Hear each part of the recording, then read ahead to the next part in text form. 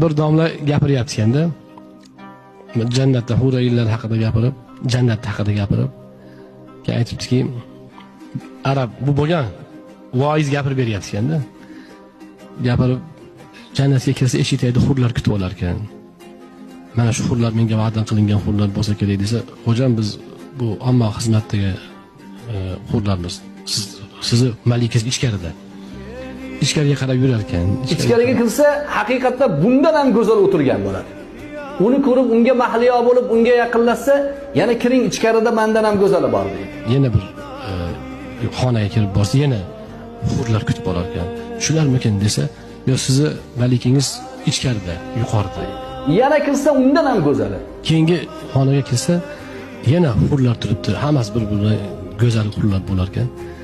Mana shular bo'lsa kerak. Hammasi borgan sari chiroylashib boryapti. Mana shular bo'lsa kerak deb tursa, ular aytar ekanki, sizni malikangiz chodirda derkan. Keyin borib shuni eshikni bitta ochsa, xotin o'tirgan bo'ladi.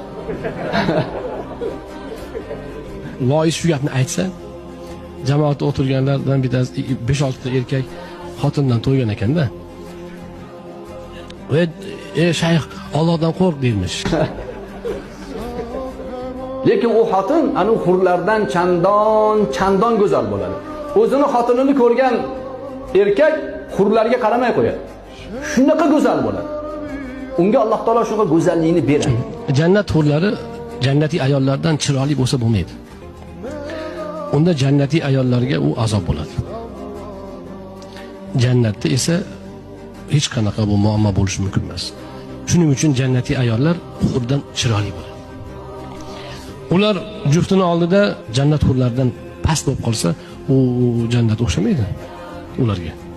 Shuning uchun Alloh subhanahu va taolo jannat ayollarini hurlardan go'zal qilib qo'yadi. 70 barobar go'zal bo'ladi deydi.